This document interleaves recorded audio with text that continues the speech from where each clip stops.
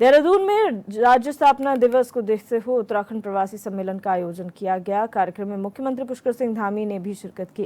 कार्यक्रम में सीएम धामी ने प्रवासियों को संबोधित किया। इस मौके पर सीएम के साथ धर्मपुर से बीजेपी विधायक विनोद चमोली, पूर्व सीएम रमेश पोखरियाल निशंक और मुख्य सचिव राधा रधोड़ी मौजूद रही। अपनी भावपूर्ण श्रद्धांजलि अर्पित करता हूं और जो घायल हैं, अस्पतालों में भर्ती हैं, मैं भगवान से प्रार्थना करता हूं कि वो सभी शीघ्र स्वस्थ हों।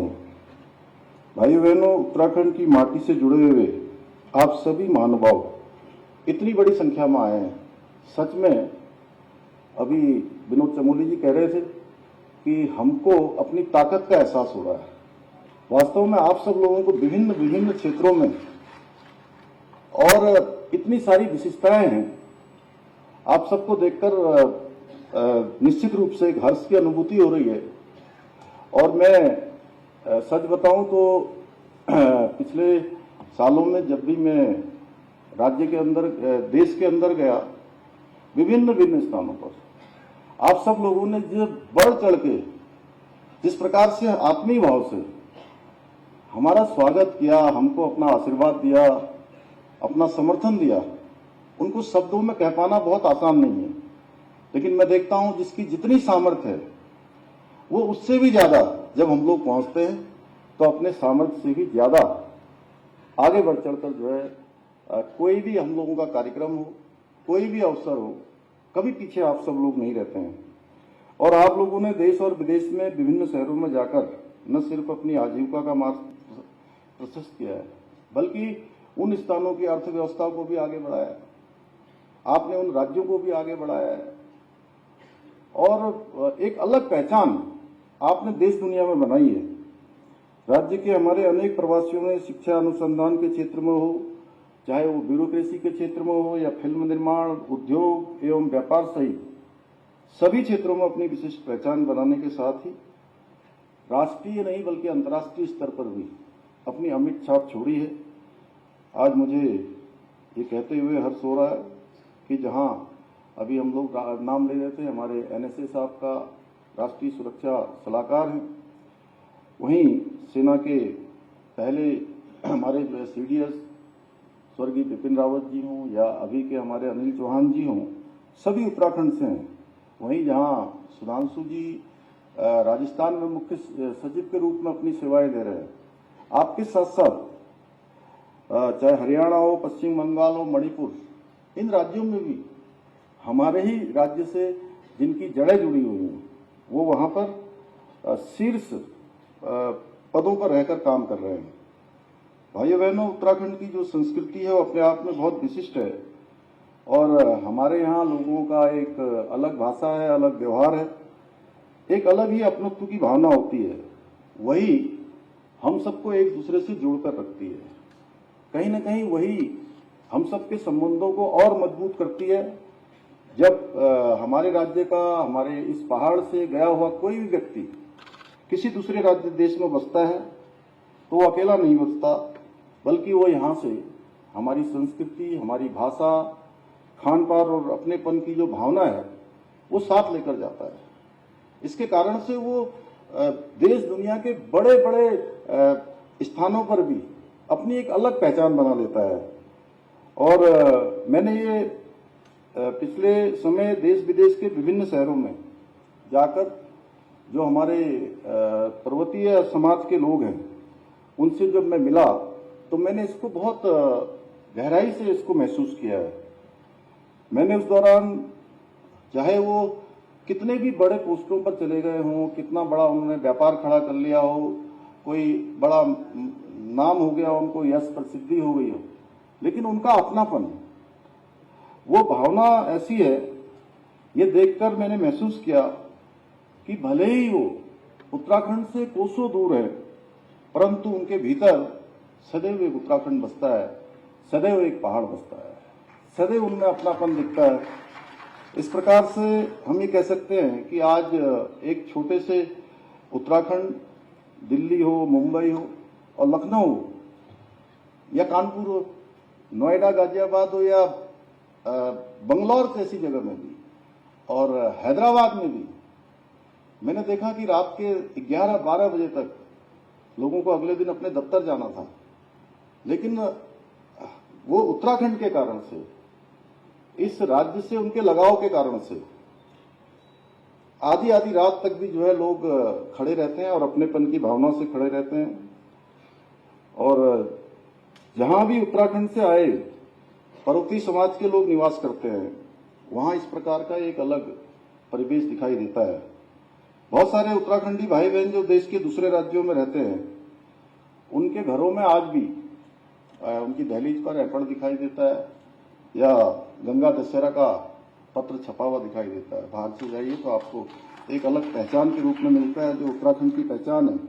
मुझे ये देखकर खुशी होती है कि उत्तराखंड के लोगों ने दूसरे राज्यों में रहने के बावजूद भी जो उत्तराखंड की भाषा है, संस्कृति है और यहाँ के संस्कार हैं, उन संस्कारों को उन्होंने छोड़ा नहीं है। वो अपनी जड़ों से जुड़े हुए हैं।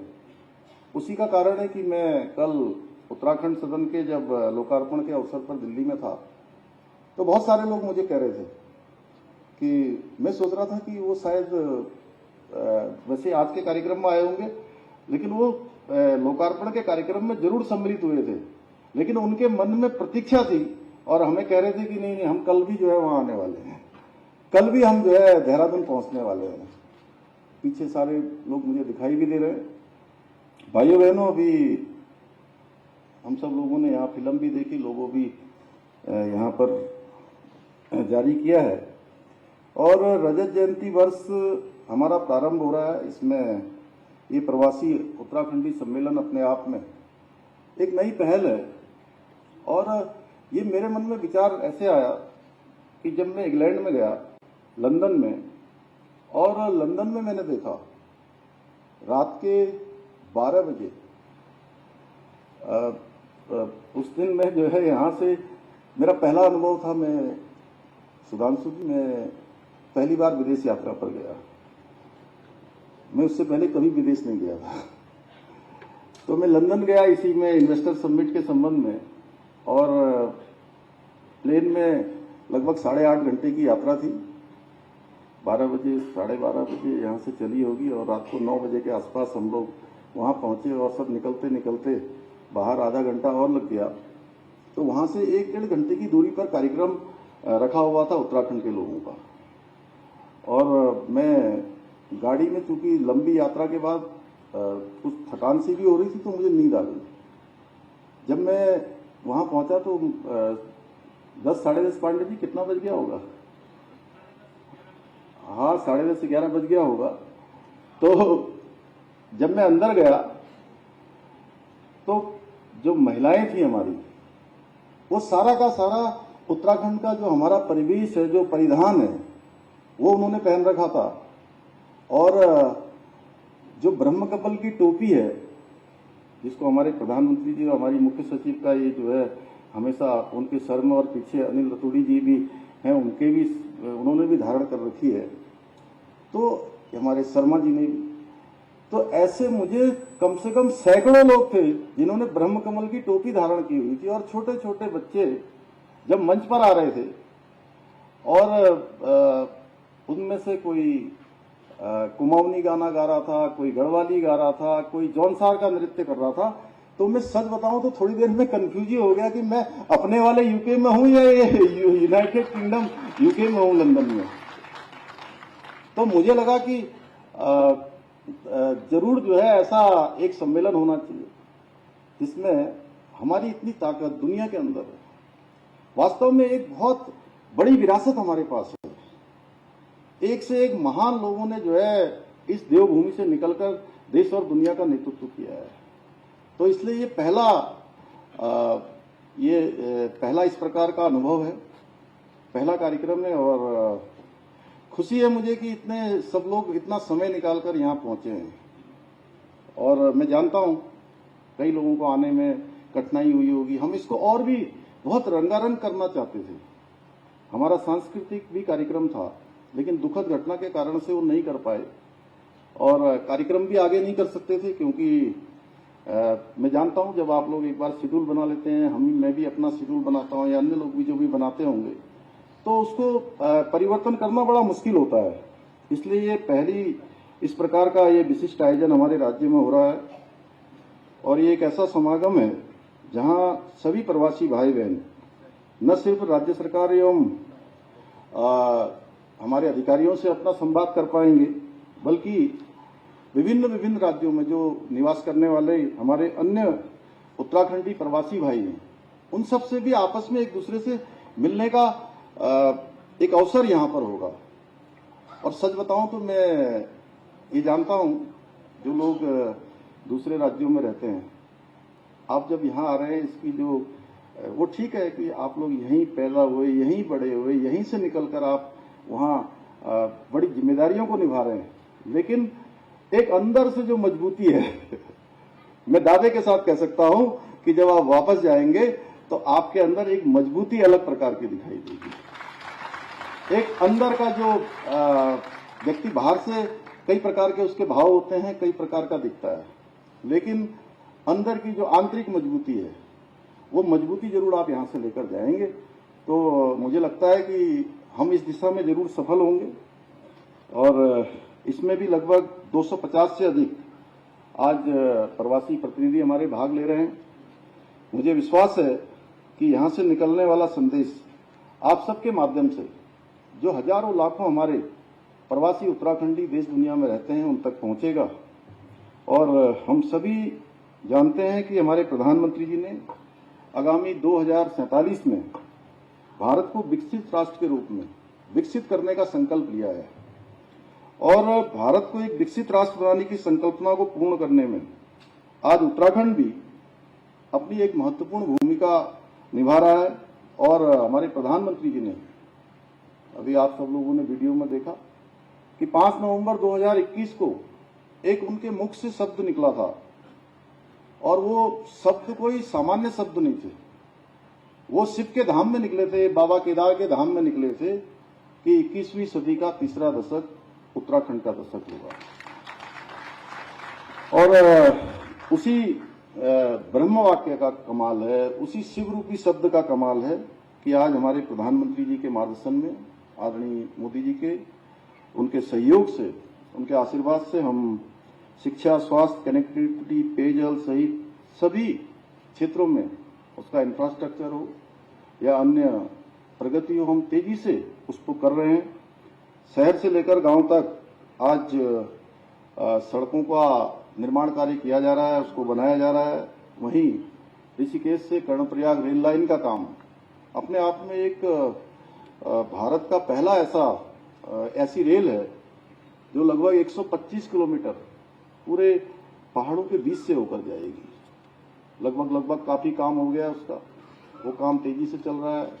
टनकपुर बागेश्वर रेल लाइन का भी काम जो है आगे बढ़ रहा है। आज अगर आप लोग, बहुत सारे लोग यहाँ देहरादून आए होंगे तो आप लोग देहरादून हवाई अड्डे पर उतरे होंगे और आप कुछ सालों पहले आए होंगे और आज आए होंगे तो आपको अंतर महसूस हुआ होगा। और मैं नाम नहीं लेता हूं, एक बड़े हमारे नेता हैं किसी बड़े प्रांत के, जब वो यहाँ आए तो मुझे कह रहे थे कि आपको बहुत बधाई कि हमारे इतने बड़े राज्य में ऐसा एयरपोर्ट नहीं है जैसा एयरपोर्ट आपका यहाँ देहरादून का बन गया है। और ये अभी प्रगति जारी है, अभी रुका नहीं काम। हम इसको अंतर्राष्ट्रीय स्तर का बना रहे हैं, अंतर्राष्ट्रीय उड़ानों को यहाँ से शुरू हो उसके लिए हम काम कर रहे हैं। पंतनगर का एयरपोर्ट भी हमने, उसकी भी जो है सारी औपचारिकताएं पूर्ण कर ली है। 850 एकड़ जमीन हमने भारत सरकार के जो हमारा नागरिक उड्डयन मंत्रालय है उसको हस्तांतरित करने की सारी प्रक्रिया कर दी है। आने वाले समय में वो भी ग्रीनफील्ड एयरपोर्ट हमारा बन जाएगा। अभी आज ही हम 3 सेवाएं एक साथ शुरू कर रहे हैं। आज हेली सेवा देहरादून से गौचर, देहरादून से जोशियाड़ा